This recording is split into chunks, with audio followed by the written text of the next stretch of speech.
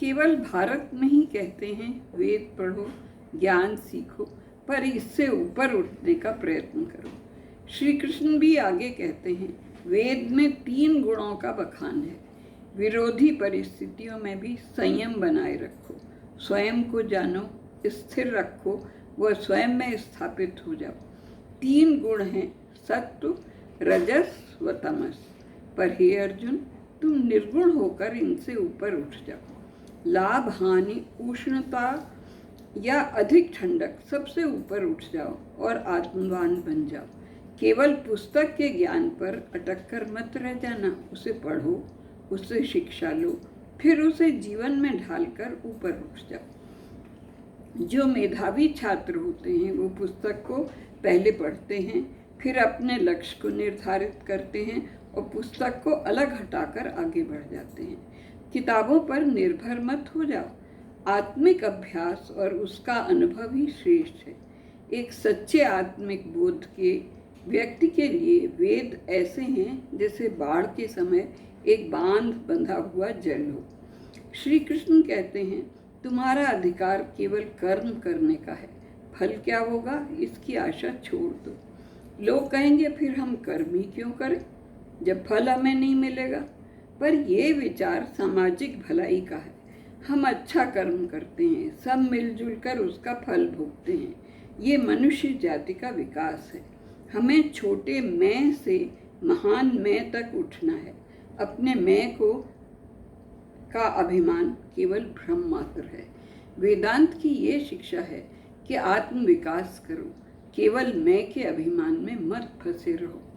जो स्वयं पकाते और केवल स्वयं खाते हैं वो केवल पाप खाते हैं।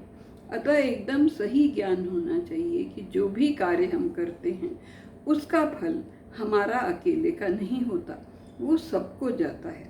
अपना अभिमान मैं का छोड़कर अपने को मनुष्य मानकर चलना चाहिए, वही आपकी पहचान है। आत्मिक रूप से सबसे जुड़े रहना। भारत में इस समय हमें सामाजिकता का तनिक भी ध्यान नहीं है। यदि सड़क पर एक नल से पानी बह रहा है तो हम कहते हैं हमारे नल से थोड़ी बह रहा है। हमारा सोच छोटा हो गया है, हमारा राष्ट्र इससे बहुत कमज़ोर हो गया है।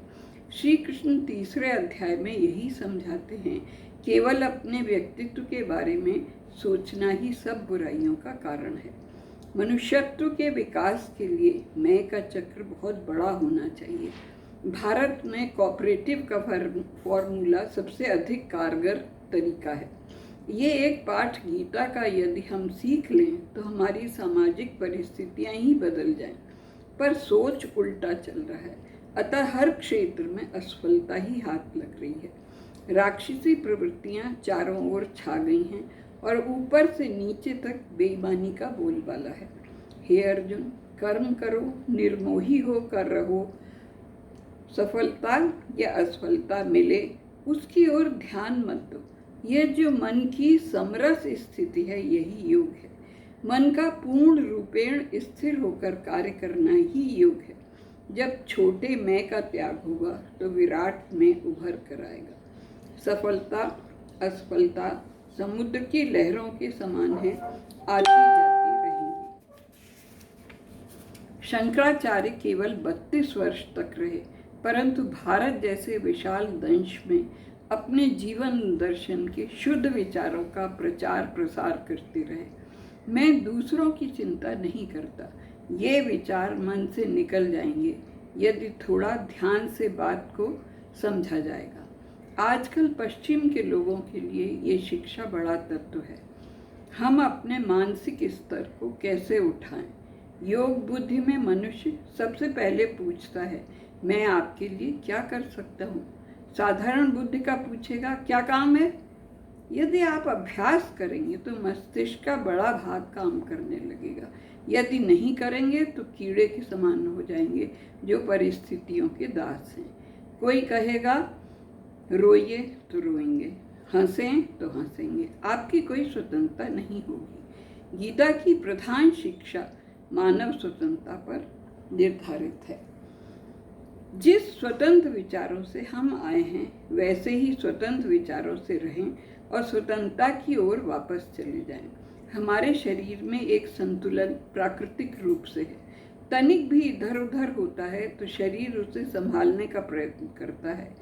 यदि आंतरिक स्थिरता नहीं है तो श्रेष्ठ बुद्धिमान होना कठिन है। समदम से हमें स्थिर होना चाहिए, अर्थात मन का अनुशासन व इंद्रियों का अनुशासन।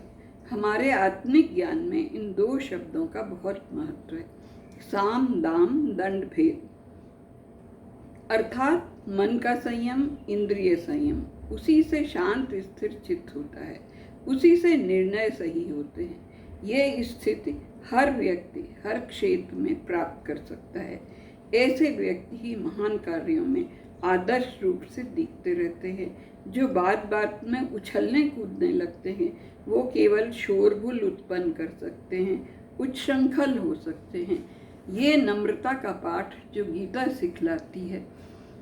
एक व्यक्ति को पकड़िए, ऊपर उठाइए और जीवन के उच्च शिखर तक पहुंचा दीजिए।